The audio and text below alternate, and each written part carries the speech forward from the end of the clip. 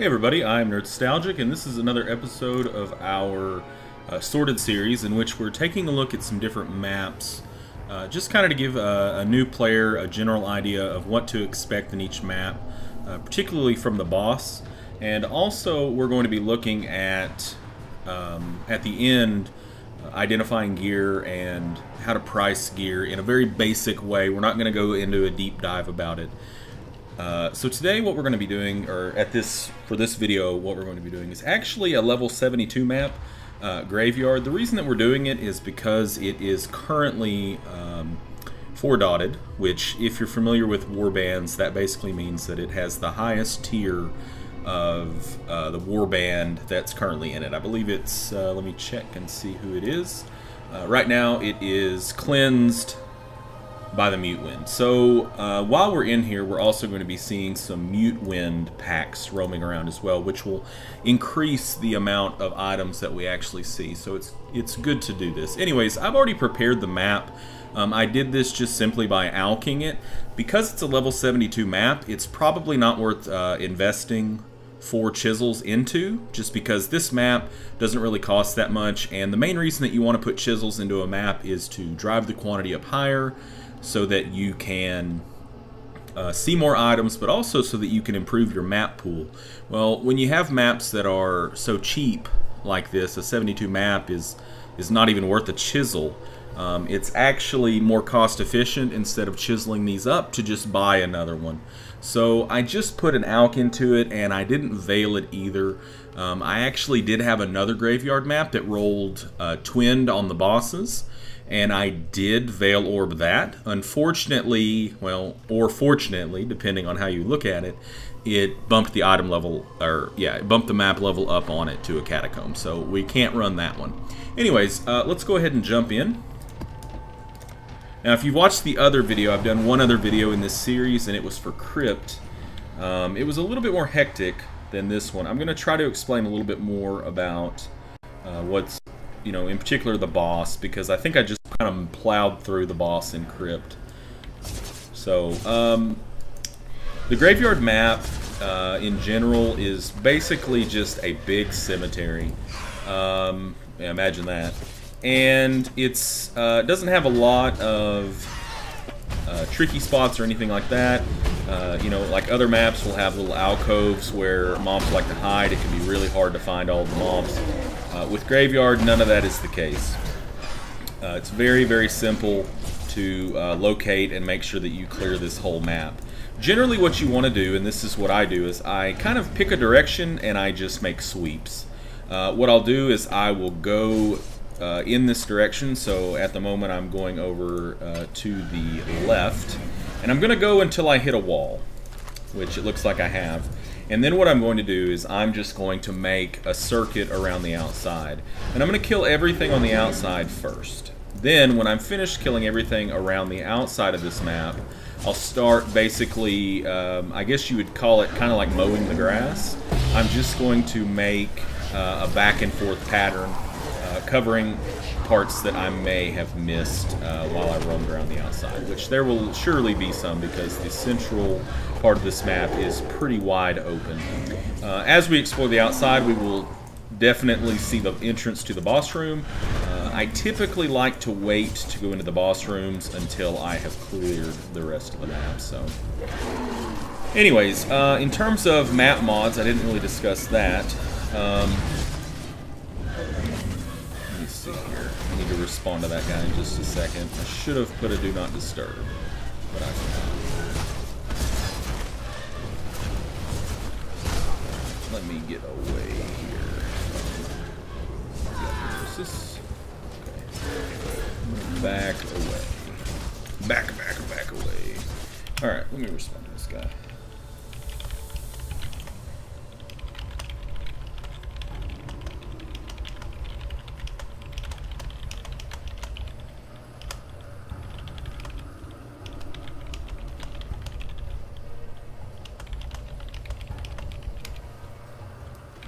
Okay, so let's go ahead and loot this stuff. I really don't like these snow singers because they run away a lot. and they throw those mines, and it really is annoying.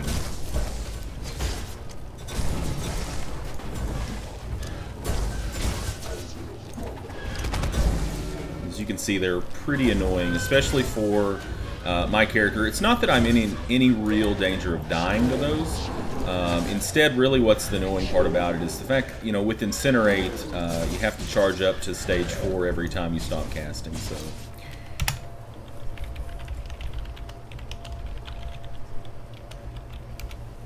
Okay, so this guy's definitely going to be moving on, I'm sure, to find another one. I need more copies. Once he replies back, I'll set Do Not Disturb mode. Okay, so I was basically talking about how I cleared this map. So I just kind of mow the grass, I go back and forth, and once I'm completely finished...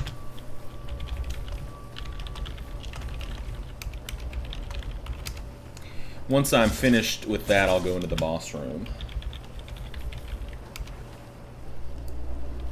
So let's see. I am full up, so it's probably time to head back. You know, I could have traded to that guy right now, but I've kind of already committed to not doing any deals right now. I want to be focused on the video. So that's what I'm going to do. I'm going to work around the outside, and then we'll clear back through the middle, and then we'll go into the boss room. Now, the boss of Graveyard is Mervale. Some people do not like to do this map because of basically one reason. The area that you fight, the boss fight for Mervale, number one, you can't go back out of it unless you TP back out. And also, it's a very small area. It is the... it's the same area that you fight her in the cavern. So it's a pretty small area, and some builds struggle to deal with her. Yeah, so you need to be conscious of your build and what the limitations of your build are. And if you're playing a build that is very, very reliant on kiting and avoiding damage, you can expect for her to give you some fits, basically. Because there's going to be a lot going on. Oh yeah, I have a portal gem now. I've moved over my portal gem. Just have to get my middle mouse button to actually cast it. I've been not casting because I was taking damage. Okay, and hopefully as I'm doing this, I won't get disconned. I've been getting a lot of discon since I moved into this new office. So I'm not going to be identifying anything now. We're going to wait until the map is completely finished, and at that point we will identify everything in masse or en masse, or however you say it. It's French. I don't speak French.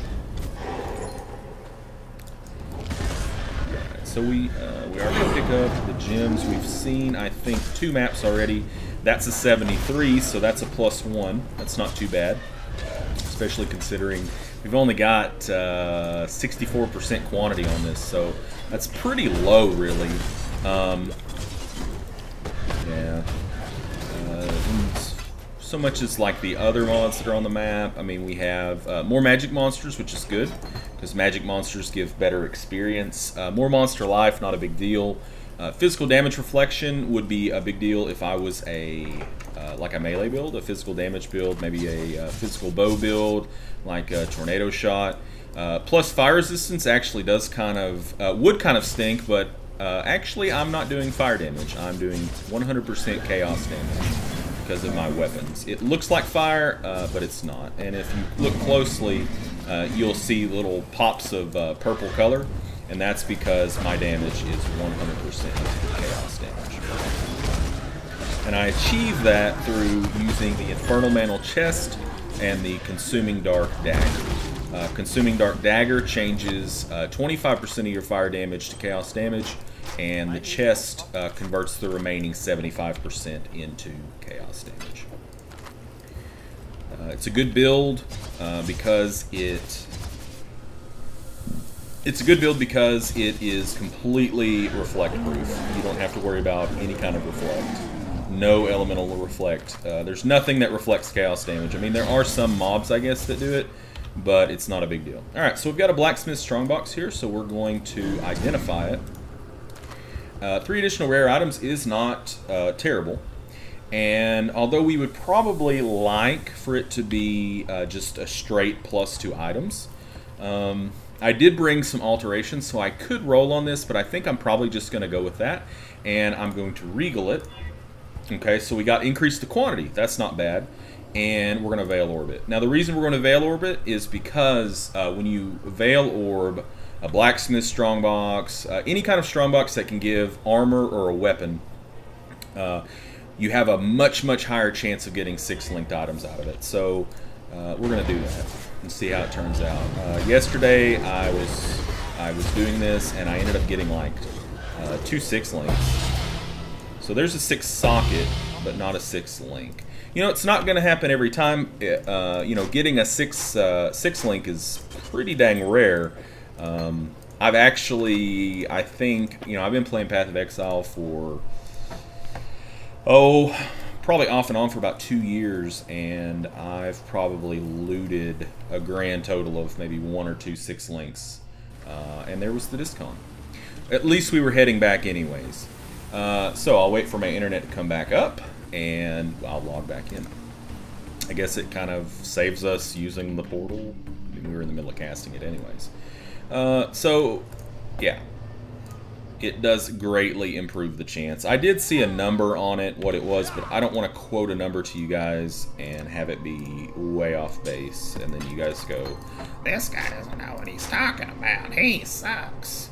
Oh, no, I need those. And I'm going to go ahead and grab another Regal, just in case we run into another box. Do I have to Regal it? No, technically I don't have to Regal it, but, you know, I do. Regals are cheap, so, yeah, no big deal. Alright, so we're going to go back in. We've got 3 portals left. That should be plenty unless I continually get disconned.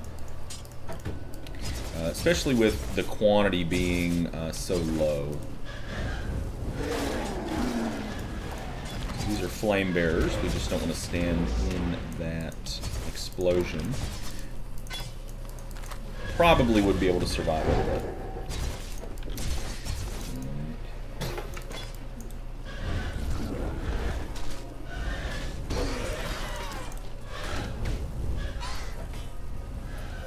The guy's generating a lot of endurance charges. So this build that I'm running, this Incinerate build, is pretty good. It's a CI build. As you can see, I only have 1 hit point. What CI means is Chaos Inoculation. And Chaos Inoculation is...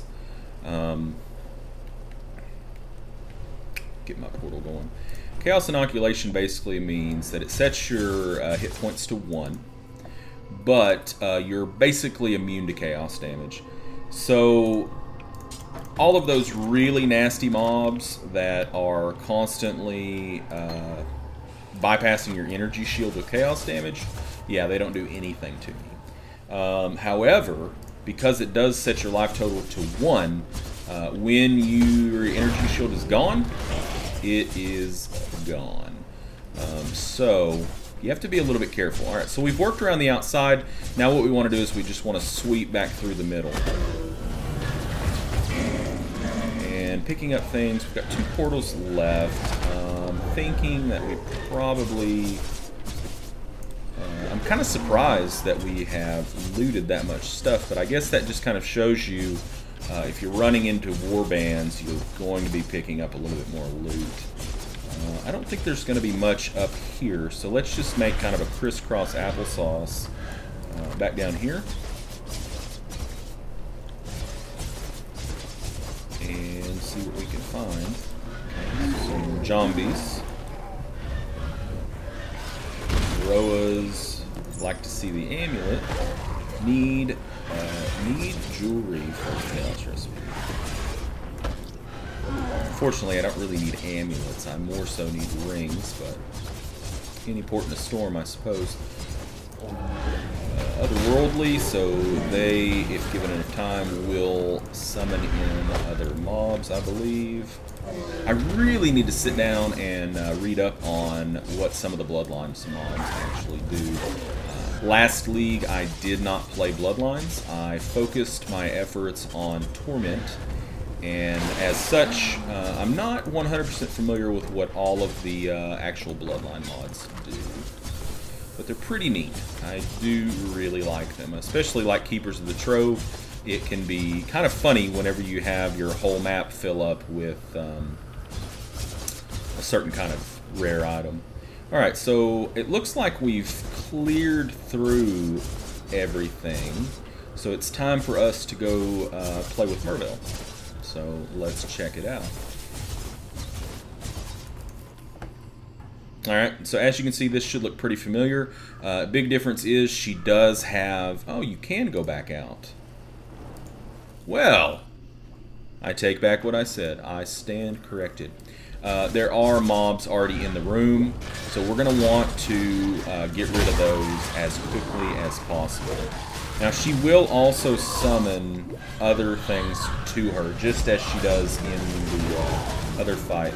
Big thing, you don't want to stand in the middle of that. When she does the ice spears, you don't want to stand in the middle of her ice storm. Other than that, it's not too bad. If you can basically avoid it, which you can see I'm using Whirling Blades to roll through it. Also, my Chaos Golem is doing a pretty admirable job of drawing aggro. So now she's going to pop and she's going to go to Phase 2. Now Phase 2 is generally easier, or she doesn't go to Phase 2. I guess in Graveyard she doesn't go to Phase 2. So I know that there's another map where you do have to do the full fight. And it escapes me right now as to what it actually is. So basically this map isn't too bad. A lot of people are a little bit scared of it because, as you can see, this is a pretty tight boss room, especially fighting against a boss that can cover the ground with frost, which slows you down, slows your attack, etc. Summons, adds, and has a really far-reaching, hard-hitting ranged attack. But if you can avoid the ranged attacks, you'll be just fine. So the key to defeating this boss really is to have some kind of a movement skill, whether it's Whirling Blades, Lightning Warp, Leap Slam, and just be patient. Don't try to like destroy her as quickly as possible. You know, pick your battles. Her attacks are telegraphed. I mean, you can tell what she's about to do. You can tell if she's about to throw out the ice spears. You can tell if she's about to rain down the ice from the heavens, you know, so you can get away from it. So basically just play smart and you'll have no problems. Alright, so let's loot this stuff, let's head back, and what we will do is we will identify this stuff and kind of go through it and see if we got anything. This is always the most fun part of a map, or also the most depressing part of a map when you just absolutely get nothing. So I'm going to comb through here, and I like to ID everything kind of at the same time. Now you do have to be careful if you do this.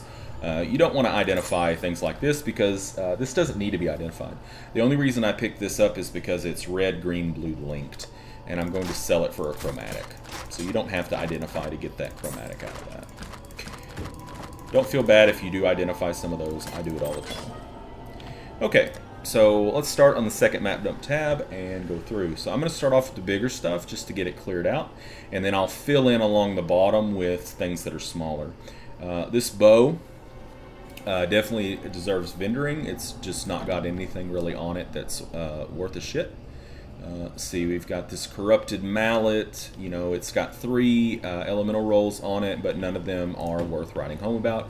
If they were all 3 very good rolls, like say in the neighborhood of 150 at the max range or closer to 200, then we might be talking. Because, you know, maybe like an elemental build. I mean, you got to think, if they were all 150 with the physical that it has already, you'd be looking at a two-handed mace that was doing 550 top-end damage. So that's pretty good.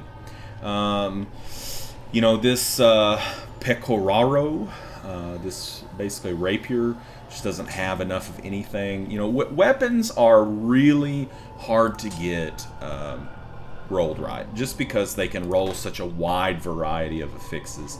It's usually much easier to strike it a little bit. I'm not going to say strike it rich, but to get something that you can actually sell with armor. So, so far, all we have is a bunch of stuff that needs to become alterations and chromatics. So I'm going to dump this stuff back in here so it's out of my way. Angelic Kite Shield is actually a pretty good base for a defensive shield because it has the plus 12% to all elemental resistances. And if you notice, this also has a decent cold resistance roll on it, but the lightning resist roll is really low, and it would honestly need a good life roll as well to really be worth even a little bit. Ideally, you'd be wanting to see like 2 very high resists and a high life roll, and some like and a higher increased armor and energy shield roll, so it's just not worth anything. This chest doesn't have really anything going for it. Either does this one or this one. This one is Tri-Res with a really good life roll. That 109 is very, very high, and the lightning is very high as well. But the fire and cold are both really low. This might be a good chest for me to go ahead and swap into the Chaos tab, which I have listed everything in here for sale for 2 fuse. You never know, somebody might, it only takes one person to come along and see that and to be like, hey, I can use that for my build, and it's Tri-Res, it's got a lot of life, it's cheap, so they might actually want to do something with it. I mean, if you looked at it, it was like, it probably had a total of like 60 or 70 res and 100 life. I mean, did it have any more spots for, I mean, yeah, technically you could put a percent evasion on that, and it would just basically be a straight defensive chest. So there's a good chance that somebody might actually pick that up for 2 fuse. I mean, I maybe could get more than that out of it, but you know, I might be sitting on it for a while. I'd rather actually turn it and sell it. So this quiver, it does have a good base on it. The critical strike chance, it can go up to 30%. If the physical damage on it had rolled a little bit better, this might actually be okay. It does have some elemental damage, which is decent. Its projectile speed's okay too. What we'd really like to see is some multiplier or an additional critical chance on it, but it's not there. Alright, let's go to the other tab and pick up some more small items. It has a good item rarity roll on it, but nothing else. So it's trash, trash, trash. Oh, we're out of room for trash, so we need to sell our trash.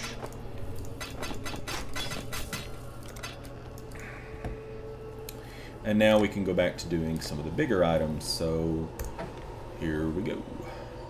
Good lightning roll, nothing else. This one is 6-socketed, so we're going to get at least 7 jewelers out of it. And as you can tell, it's just a mess. It's really just a mess of conflicting affixes. I mean, it's got physical damage, but mana regeneration, accuracy, and then adds damage to spells, and then strength. So no, it's not worth anything. Ooh, that got unidentified. Let's check it out. Typically with like the rapiers, really what you're going to want to look for is like an IPD with a flat damage and attack speed. If you can get that, that's something that you can probably sell for a little bit. Alternatively, you could also get attack speed with tri-elemental, and that can also be worth money too. Like Elemental Reeve would like that. Alright, so this is a +2 to level of socketed fire gems, and it does add a absolute crap ton of damage to spells, and it also has mana regen. So, you know, this one's kind of interesting. Were it closer to the start of the league, there's a good possibility that this could have sold. As it is, I'm just not too sure. Most people are looking for a +1/+2, aka a +3 staff. You know, what else does it really need? You know, it need like some spell damage, which we might could put on it. It looks like I mean, we can put it over here on the headstones and see what it can get. We could put cast speed on it. We could put fire damage, cold damage, or lightning damage. So you'd probably want to put fire damage on it, with the idea that somebody's going to 6-link or 5-link this and run some fire gems in it. But we can't. We could put critical strike chance. I mean, it's really that it's just kind of missing too much. You know, this would be maybe a staff that somebody might use to just at the beginning of their in-game build or something like that. I mean, I might check it out later just to see if there's anything like that on the market, because wow, is that a lot of damage added to spells. Okay, so far nothing else is really jumping out at me. Now that is a lot of affixes on this thing. So it's probably going to sell, it'll sell for augmentation, I believe, because it's full on affixes. You know, in a situation like this, when you have an item that is full up on affixes, you could Veil Orb it and have some fun that way, but nah, I'm not going to mess with it. Veil Orbs are a little bit too pricey to be having too much fun with right now. Ready for the hunt? So let's sell all this stuff. So far, we have made a big whiff on items from this instance. So yeah, it looks like not a whole lot of anything dropped out of here. But we did get some currency. We did get this this amulet here, but it's not very good. We've got the gavel, which we will end up probably turning into a chisel. We got a lover card, which is about a fuse on the market. We did get some maps. We got that ring here, but it's not very good either. So, and that's kind of to be expected when you're running these lower level maps. You know, 72 is at the low end of the mid tier. Especially if you're running it with not a lot of quant, you're probably not really going to see a whole lot, because that's just the way RNG works. So anyways, I hope that this video has been informative for you, and that if you're a new player, maybe this kind of seeing you know, what Merveil has going for might calm down any fears that you might have about it. Some people, like I said, they avoid Graveyard like the plague. Really, you just have to weigh it against your build. You know, if you've got a build that's mobile or you're a player who feels comfortable dodging things, then I think you'll have absolutely no problem whatsoever. But if you've got a build that likes to stand in one place, then yes, you're probably going to have some issues with her. So anyways, just take all of that under advisement, and I will see you sometime in the near future with another video kind of showcasing a different map. So if you have any questions, feel free to leave a comment down below, or you can also contact me in-game. Just look for Nerdstalgic, and I will more than likely be around. So I would be more than happy to chat with you, answer any questions that you might have. So thank you for joining me, and game on.